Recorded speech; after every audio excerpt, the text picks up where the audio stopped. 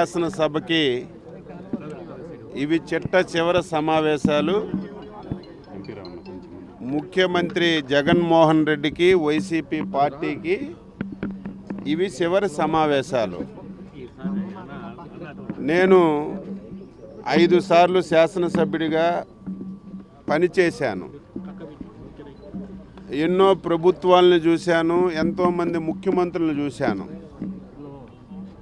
ఇటువంటి అసమర్థ ముఖ్యమంత్రిని ఫస్ట్ టైం ఈ రాష్ట్రంలో మనం చూస్తున్నాం. 5 సంవత్సరాలు రాష్ట్రాన్ని తీరనటువంటి అన్యాయం చేశాడు. డెవలప్మెంట్ చేయకపోయినా పర్వాలేదు, సంక్షేమ పథకాలు ఇవ్వకపోయినా పర్వాలేదు, కానీ రాష్ట్రాన్ని విచ్ఛిన్నం చేసి ఆంధ్రప్రదేశ్ రాష్ట్రాన్ని 30 సంవత్సరాలు వెనక్కి తీసుకెళ్ళాడు. మాట్లాడితే బటన్ నొక్కాను, మాట్లాడితే నేను ఇచ్చినటువంటి మేనిఫెస్టో ఒక బైబుల్ అని చెప్పి 100కి 100% చేశానని చెప్పి పచ్చి అబద్ధాలు ముఖ్యమంత్రి కానీ వైసీపీ నాయకులు కానీ మాట్లాడుతున్నారు.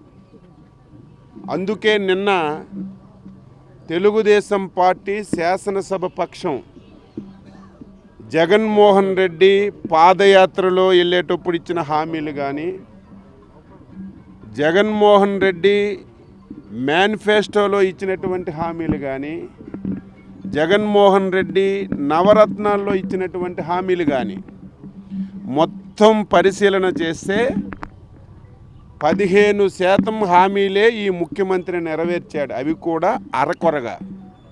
85% హామీలు గాలికి వదిలేసినటువంటి ప్రభుత్వం ముఖ్యమంత్రి జగన్మోహన్ రెడ్డి.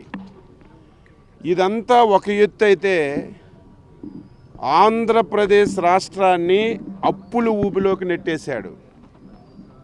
12.5 లక్షల కోట్లు అప్పు చేసి ఈ రాష్ట్రంలో ఉన్నటువంటి ప్రతి సామాన్య కుటుంబం మీద 8.5 లక్షల అప్పులు తీసుకొచ్చాడు. ప్రతి ఒక్కరూ ఆందోళన చెందుతున్నాం. అందుకే ఈరోజు మేము శాసనసభలో ఈ విషయాలన్నీ కూడా మాట్లాడి, ఈ ప్రభుత్వం చేసినటువంటి మోసాలు, దగాలు అన్నీ కూడా ప్రజలకి చిట్ట చివరి అవకాశంగా తీసుకొని మేము చెప్పాలని చెప్పి నిర్ణయం చేశాం. మేమేదైతే ఈ రాష్ట్రాన్ని విచ్ఛిన్నం చేశాడో అన్ని అబద్ధాలు. నేను ఒకే ఒక్క విషయాన్ని జగన్మోహన్ రెడ్డికి సూటిగా ప్రశ్నిస్తున్నాను, మిగతావన్నీ పక్కన పెట్టండి.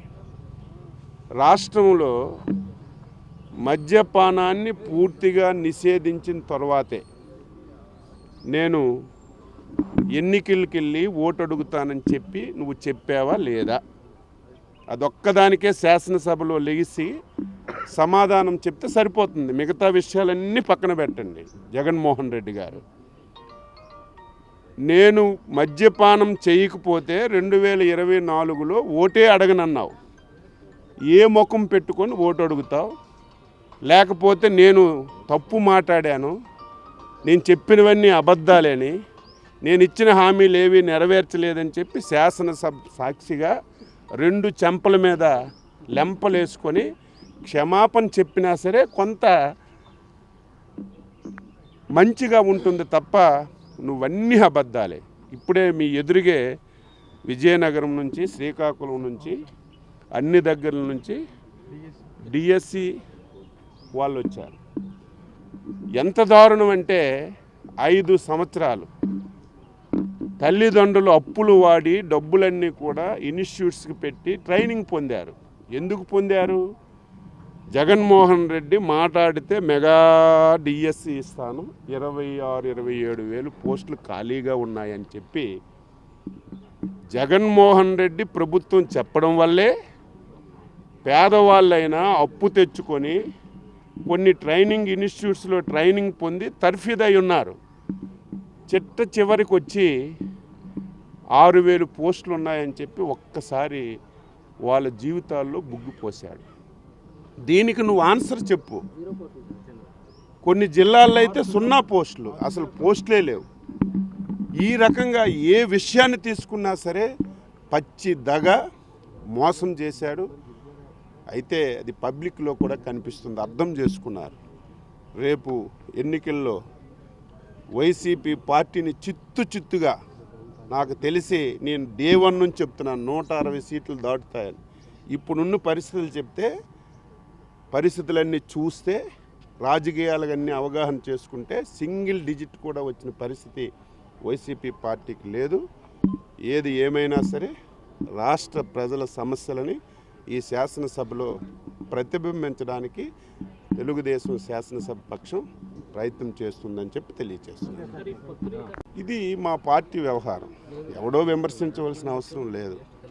లేకపోతే జగన్మోహన్ రెడ్డి లాగా పిచ్చి పనులు చేయడానికి ఇదేదో గాలికి పుట్టిన పార్టీ కాదు, ఒక సీనియర్ పార్టీ, 42 సంవత్సరాల చరిత్ర ఉన్న పార్టీ.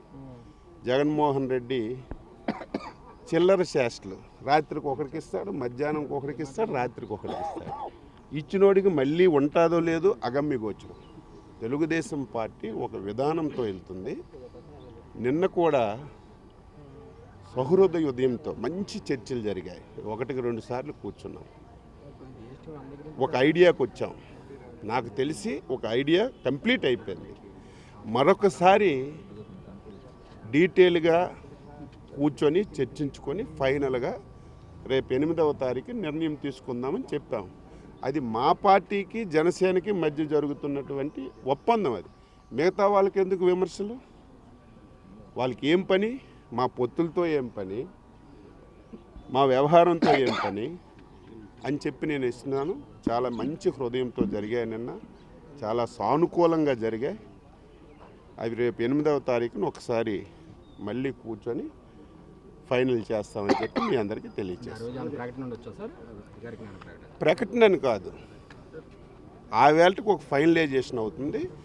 మళ్ళీ పవన్ కళ్యాణ్ గారు, చంద్రబాబు నాయుడు గారు ఒక దగ్గర కూర్చొని ఒక ప్రకటన చేయడానికి డిసైడ్ చేస్తారు.